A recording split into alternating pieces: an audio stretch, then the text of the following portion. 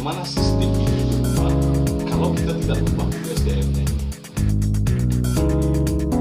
Integritas. Jadi kita ini bicara milenial, kita ini tahunya umur saja. Generasi kami yang tua-tua hilang. Ciptakan ruangan itu ya. Ruangannya sudah ada secara natural tersedia. Tinggal kalian mampu mengisi tidak. Dia juga berarti konsistensi. Dia juga berarti visi. Dia juga berarti inovasi. Kita bicara milenial sebenarnya dari segi kebahasan, milenial itu banyak macamnya, baik dari usia maupun dari segi pengetahuan terhadap teknologi. Nah, kalau Ustadz DT nih, generasi milenial jangan dibatasi dengan umur lah. Jadi, Anda nanti generasi milenial itu bisa pun memimpin. Kira-kira dari kematangan. Saya bicara soal kematangan. Kalau Ustadz DT kan sebagai yang sering berkesinggungan dengan masalah spiritual. Kematangan anak muda itu bisa dipupuk dari sisi apa saja tuh? Untuk memimpin ya. Saya bicara untuk memimpin. Gimana? Ya, jadi kalau anak muda ini yang jelas kematangan dia dalam moral. Yang pertama. Tapi kalau sudah bicara moral, itu sudah kematangan dalam belajar agama pastinya ya kan. Ada kejujuran di situ, ya kan. Integritas. Jadi kita ini bicara milenial, kita ini tahunya umur saja. Jadi tidak seperti yang disampaikan berapa banyak milenial yang terjadi di negara kita. Ketika kita bicara milenial, itu anak muda kan, ya kan. Nah, jadi untuk memupuk mereka ini harus kita ajarkan norma-norma agama pastinya. Karena kalau mereka sudah memiliki integritas, mereka sudah kita ajarkan satu kata untuk berbuat jujur, maka yakin akan benar ke depannya. Dan dengan adab mereka, dengan ya tata cara mereka, ya insya Allah membentuk karakter yang agamis, yang taat pastinya nanti kuat dan bisa siap untuk memimpin. Karena untuk memimpin ini tidak boleh coba-coba seperti yang disampaikan oleh Adinda Rahmat tadi. Coba pilih pemuda nggak bisa kalau untuk pemimpin. Jangan sekali-sekali kita coba dulu lah generasi muda nih untuk jadi wali kota, untuk jadi gubernur. Nggak bisa. Benar yang disampaikan oleh Mas Mul tadi, bahwa untuk jadi pemimpin ini tidak meski tua, tidak meski muda. Yang penting memang benar-benar orang yang memiliki integritas. Artinya orang yang betul-betul sosok pemimpin yang mampu. Nggak bisa kalau misalnya tua juga kalau nggak tahu aturan, nggak tahu adat, kacau, hancur. Ya kan? Jadi bukan hanya muda dan tua. Jadi untuk itu tadi kita masih ada waktu untuk Pilkada Kota Palembang 4 tahun ke depan. Anak-anak muda yang bersemangat untuk memimpin Kota Palembang, ya silakan berkonsultasi dengan konsultan politik, berkonsultasi dengan tokoh agama, dengan para senior, untuk belajar. Belajar. Belajar. Belajar. Oke, ini kalau kita teruskan ini bakal panjang nih. Jadi saya akan berikan pertanyaan. Sekaligus saya minta closing statement dari narasumber kita yang ada di sini ke Ustadz Dasril. Masalah integritas. Integritas itu kan ini sepengetahuan saya Ustadz, dalam kehidupan manusia itu yang paling tertinggi. Karena integritas itu apa yang kita lakukan harus sesuai dengan apa yang kita ucap. Apa yang kita perbuat itu benar-benar kita pertanggungjawabkan, kejujuran dan lain-lain. Nah, integritas itu untuk anak muda memupuknya sesulit apa sih? Dan ada solusi dari Ustadz Dasril. Ini tentu ungkapan ini sudah sering kita dengar sebenarnya. Kalau kita sering menjadi sebenarnya Rasulullah itu diturunkan salah satu itu untuk memperbaiki akhlak. Ya, akhlak artinya membentuk SDM manusia-manusia yang memiliki integritas, memiliki akhlak yang baik, menyamakan antara ucapan dengan perbuatan. Makanya ada di dalam agama itu kalau orang berucap A, dia melakukan tindakan C, ya kan? Itu disebut munafik. Kan gitu. Artinya itu. Artinya ada berintegritas, ada orang munafik. Nah, kita ingin sebenarnya bagaimana sih sebenarnya untuk menjadikan sosok milenial ini yang memiliki integritas. Yang Ustadz Diti katakan tadi, orang yang memiliki ingin memiliki integritas, kalau di dalam Islam itu sudah ada sistemnya bagaimana membentuknya. Ya itu tadi, belajar agama, paham Al-Quran, hafal dia Al-Quran. Mudah-mudahan secara otomatis beliau akan memiliki itu. Secara otomatis ya, tidak 100% barangkali, ada juga yang apa, tetapi minimal kita sudah bisa lihat di situ saja dia sudah punya komitmen. Itu dari sisi agama. Artinya bagaimana dari sisi moral, aturan yang dibangun. Nah itu tadi, sistem tadi. Bagaimana sistem ini dirubah kalau kita tidak rubah dulu SDM-nya ini. Siapa yang akan merubah? Ini ibarat siapa duluan telur dulu atau ayamnya dulu. Kan gitu. Karena ini sudah terjadi. Barang ini sudah ada duluan. Makanya dari sekarang ini, inilah salah satu gerakan moral kita bersama barangkali. Tokoh-tokoh ini seperti Mas Mo, Ustaz DT, Pak Rahman. Ini untuk menyuarakan ini. Ketika kita berbicara tentang sosok berintegritas, kita juga menolak. Ketika dia berbicara untuk sekedar bercanda saja, kita sudah mulai mengatakan, oh itu tidak bagus. Walaupun meskipun itu bercanda. Katakan bahwa ini, no, kami tidak. Untuk itu. Artinya ada sikap yang kita bangun dari diri kita, sehingga itu akan menularkan kepada teman-teman yang milenial, sosok pemimpin tadi. Dan kita berharap itu nantinya muncul di Kota Palembang.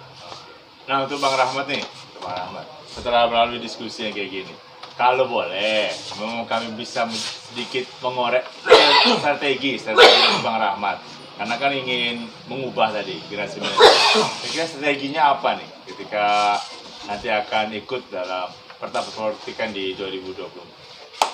Saya kira sebelum ke strategi ya, sedikit terkait dengan sistem politik yang hari ini secara umum, kalau kita simpulkan kan kita sama-sama mengatakan bahwa sistem ini perlu diperbaiki.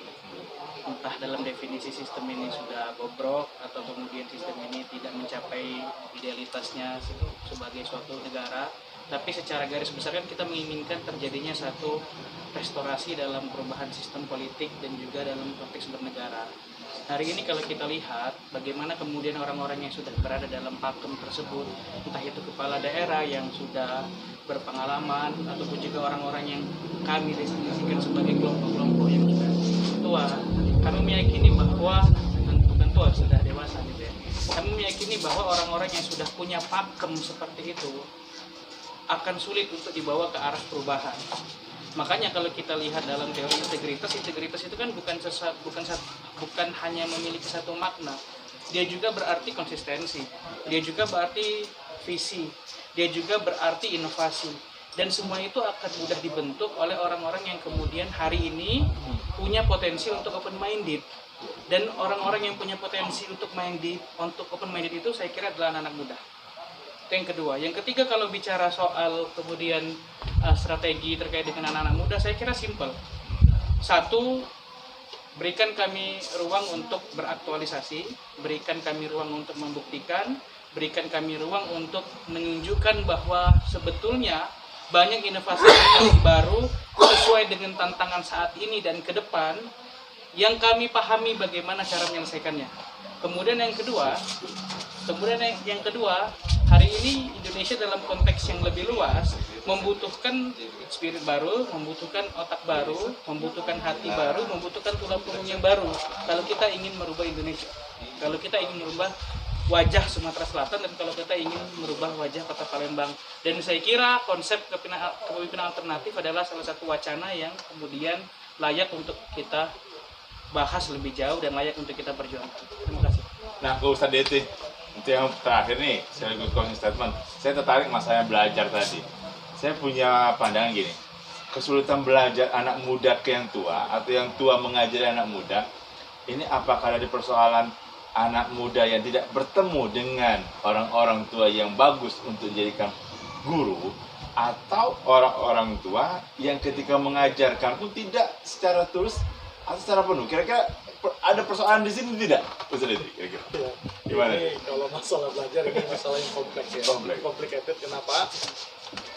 Ada anak muda yang mau belajar, tapi ketemu guru yang tidak tepat. Ada juga guru yang mau belajar, tapi anak muda yang tidak tepat. Nah, tapi kunci dalam belajar ini berusahalah bahwa kita harus mendatangi guru. Kenapa orang-orang dulu berhasil itu? Karena ada keberkahan ilmu. Ketika kita mendatangi guru itu ada pengorbanan. ada nilai jual dan insya Allah ada keberkahan. Tapi yang terjadi sekarang ini guru yang mendatangi murid. Contoh kita belajar, misal belajar ngaji saja. Ini guru yang mendatangi murid ke rumah murid. Nah ini saya yang sebenarnya agak kurang sepaham. Karena kita dulu, kita mendatangi guru, kita datang ke rumah guru kita.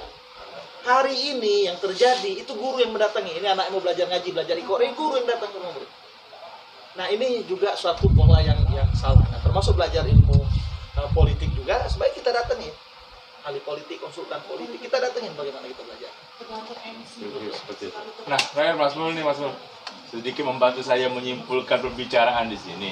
Yang sistem perpolitikan tadi kan termasuk menyimpulkan kesimpulan. Jangan disimpulkan. Ya, tidak boleh disimpulkan. Jadi, saya mau bertanya lagi bertiga Mas Mul berarti.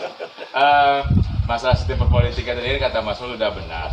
Sehingga anak muda bagaimana mencari bukan sebagai pendobrak, tapi mencari bagaimana kesempatan-kesempatan itu bisa kena di cara mereka, pola mereka. Nah, kira-kira seberapa besar sih keinginan anak muda untuk melakukan hal itu sepengamatan Mas Mul saat ini? Jadi gini, tarik dulu.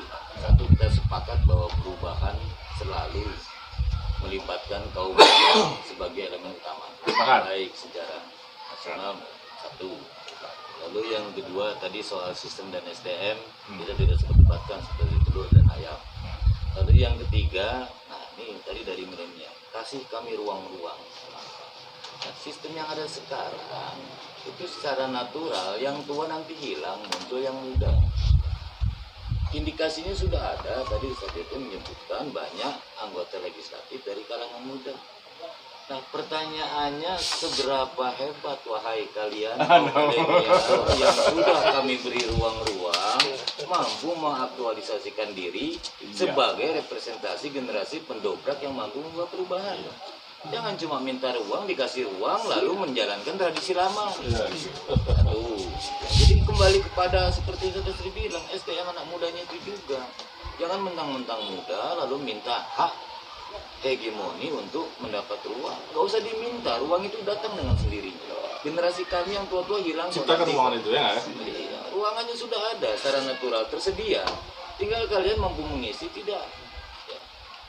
Nah di legislatif kalian yang punya hak melakukan perubahan-perubahan lewat aturan undang-undang dan sebagainya. Diaktualisasikan dong. Jangan kalian lalu hanya sekedar menjadi ornamen-ornamen LO dari sebuah sistem yang juga sebenarnya tua. Apa bedanya kalian dengan generasi tua? Ya. Itu ya, untuk menentukan kriteria milenial atau tidak ujuk-ujuk. Ya, saya pikir kesimpulannya di situ saja. Jadi soal ruang, sudah ada ruang. Bahkan secara natural ruang itu menyediakan. Sekarang lagi meledak bonus demografi. Bonus demografi. Ya. Benar. Jadi secara natural nanti kami yang tua-tua itu hilang kok, tenang saja. Saya Ustaz Dasir, Ustaz Dede itu nggak lama lagi hilang kita dari peredaran. Ya. Jangan. Itu alami. Lalu muncul generasi baru yang mengisi ruang-ruang kami. Yang saya mau tanya, kalian siap untuk mengisi ruang-ruang itu? Kalian siap memiliki kapasitas, kualitas untuk menjadi generasi pendobrak seperti yang tadi kalian ceritakan, kalian banggakan bahwa anak muda sebagai generasi yang melakukan perubahan? Oke, kami sepakat dengan itu. Tapi yang sekarang pendobrak atau hanya sekedar pembebek? Itu kan pertanyaan juga. Kalau kalian pembebek, apa bedanya kalian dengan generasi-generasi masa lalu yang penuh dengan kegagalan? Itu kriteria yang harus jadi kita jangan bicara ruang atau apa. Insya Allah ruang kami siapkan. Lalu peluang, beda ruang dengan peluang. Nah kalau peluang, ya tentu ini sudah bicara soal mekanisme politis, ya bahwa anak muda kalau mau tampil ya ada syaratnya. Ya. Masyarakat pun harus tahu, jangan mentang-mentang beruang lalu dianggap punya potensi. Karena seperti Ustaz Tete bilang, faktor dasarnya itu akhlak. Ya. Ya mohon maaf, kalau dalam bahasa kasar, beruang tapi bajingan, apa tidak merusak sistem? Lebih buruk lagi, walaupun dia anak muda. Sebaliknya orang tua, ya kalau memang akhlaknya bagus, hanya karena dia buntu tidak bisa mimpin, kan kerugian juga. Jadi dikotominya sebenarnya lebih bukan kepada muda harus tampil atau tua harus mundur, tidak sesederhana itu. Ada banyak elemen-elemen yang harus dipertimbangkan. Dan karena nanti kami yang tua-tua hilang, anak muda, masa kalian mimpin, siap-siap bertanggung jawab. Yang dulu kalian anggap kurang, perbaiki. Jangan kalian jadi generasi pembebek sebuah kesalahan-kesalahan. Nah, lakukan perubahan, lakukan peningkatan, lakukan perbaikan, dan itu tanggung jawab kalian karena itu adalah masanya kalian. Oke. Seperti itu. Oke, terima kasih nih kepada narasumber kita MDS. Saya tidak boleh menyimpulkan, tapi saya hanya mau mengatakan sesuatu untuk generasi milenial yang ingin punya ruang, ingin membuka perubahan. Cuma satu kata saja, buktikan. Itu saja. Terima kasih. Saya Surono menjadi sangat berkebanggaan menjadi moderator mereka untuk saat ini. Saya tutup. Wassalamualaikum warahmatullahi wabarakatuh. Waalaikumsalam warahmatullahi wabarakatuh. Masya Allah.